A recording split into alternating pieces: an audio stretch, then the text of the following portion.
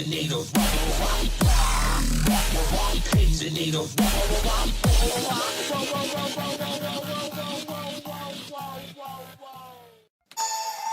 you're alright guys, it's Ben J. Jamal here, and today we're going to be doing one of the most anticipated series on my channel. Last year it went down really well, and it is the Manchester United career mode. I did put out a trailer for it on my last channel, but obviously I've made new channels since then. So if you are new to the channel, pretty much it's where we take the standard Man United team and we do pretty unrealistic things with it. We make pretty big signings, and yeah, that's pretty much how it's going to go. So we're just kind of setting it up here so you know that I'm doing it all legit.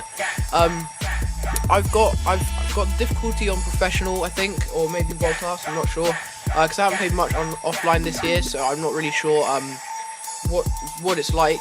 Last year I played most of my games on world class, but I've heard that it's a lot harder this year or something, so I'm going to try it on professional and then maybe step up. But yeah, that's what we're going to be doing for now. We go into the team before we do anything else, and we're pretty much just playing around, seeing who we're going to use and who we're not going to use. We've entered, I think, the Asian Elite Cup, which gives us 7 million for winning it. We're going to be playing the first 2 games in today's episode. So yeah, we put Ashley Young out on the right, leave Jesse Lingard on the bench. We have a couple of scouting reports. This one I found quite odd because there was a Leighton Baines when it was mainly strikers and central attacking mids, but I kind of thought, I think that it was just a couple of players that my scouts had found.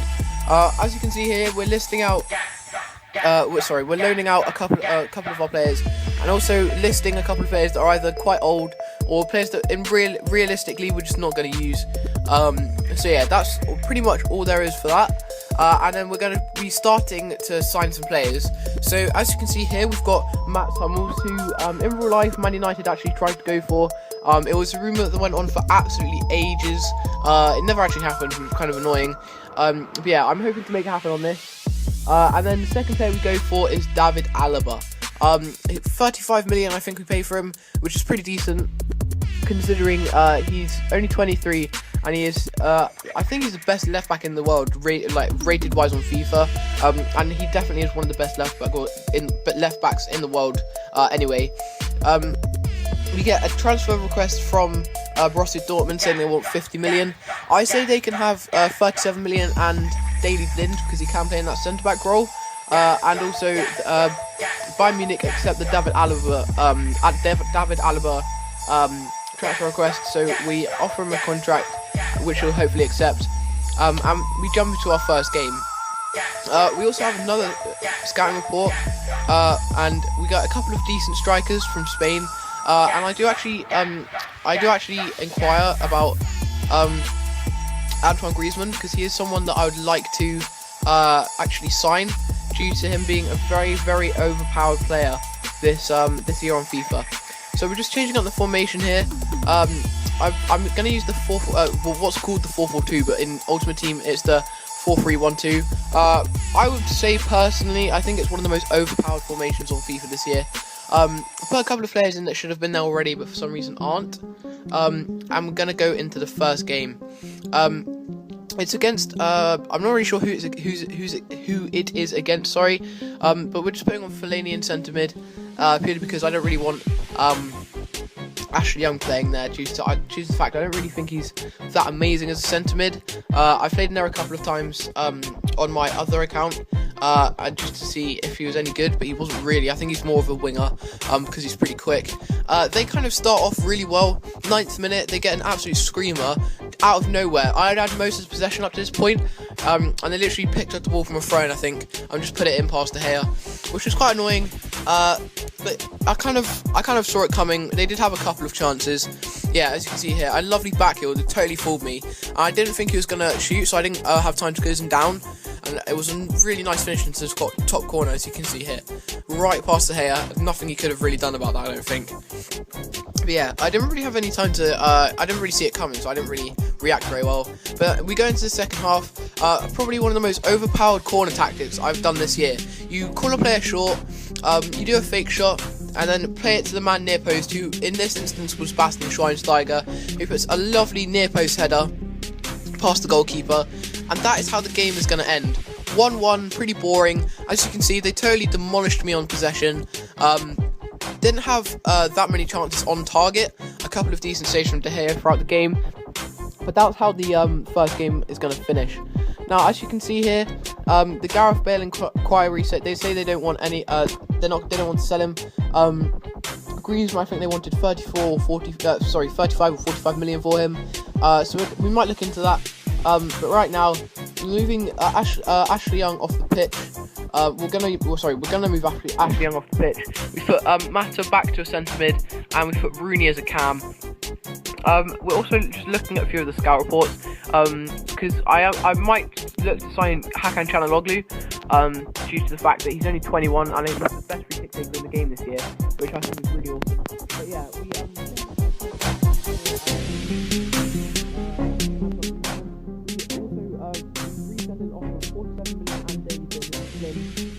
for Hummel, and then we David Alaba accepted our contract offer, which is really nice, which means we can put him into the team straight away, swap him straight out for Luke Shaw, which is really nice. I'm thinking about putting him as a CDM, so I do that eventually, because if we look at his positions now, he can play as a left back, centre mid, centre back, or a CDM. So I want to see how he plays as a CDM. I'm gonna leave Luke Shaw in there as the left back for the moment, and we're going to jump into the match against PSG. This match, straight from the off, they totally dominated me for possession, and a really nice finish from Rabiot, right past De Gea again. De Gea hasn't been performing amazingly, but I think it's mainly down to my poor defending. As you can see, I rushed up Smalling there, which didn't work very well for me.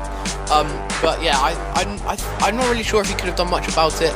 But we make a couple of changes. We're taking off Luke Shaw, put David Alaba back in that left back position, and we're going to put Fellaini on, because he's actually a very overpowered player this year. If you haven't tried him already, be sure to try and pick him up.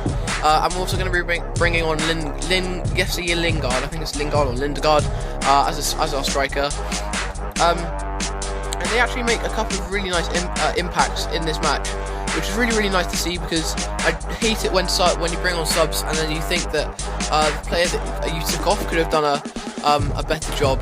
As you can see here, Jesse Lingard with a nice pass to Fellaini, and then Mata with the sweat to Rooney. I kind of had to do it. I didn't really want to be losing this game, so I felt like it was the only thing I could have done, especially when the keeper and the defender rushed out, and it was a simple finish from Rooney into the bottom corner. So yeah, that makes it 1-1, and then here from the throw-in, we rip it in, the player gets it, probably the best assist you're ever going to see. I said it in my last episode of the Ultimate Team on my old channel, but that is amazing. I don't understand. Look, watch it again here. Rooney picks up the ball, he crosses it in, Martial goes for a diving header on Lingard, he falls over, somehow manages to kick it to Mata, and Mata puts it in past the keeper. Personally, I think the keeper should have done better with that, but that is how the game is going to end. Mata picks up an injury, but that's right. We swap him out for Depay, and that's pretty much it for this game. As you can see, our players are celebrating. It's in a pretty nice stadium, and that's how the game ended. If we look at the stats, PSG totally dominated me on possession once again, 56 to 44%. They had 40 tackles to my 5. They had 3 shots on target to my 8. So I made a lot more chances, and so yeah, I was pretty happy with that game overall, even though we didn't have very much possession. And we're looking for a couple more players that we can pick up. Can't really afford any contracts at the moment, so we're hoping to sell on some players in the next episode. But that's pretty much going to be it for this episode. Be sure to like and subscribe. Also, I'm going to be uploading hopefully tomorrow or the next day, Sunday, depending on when you're watching this, episode of the Ultimate Team. But that's it for me, and until next time, peace.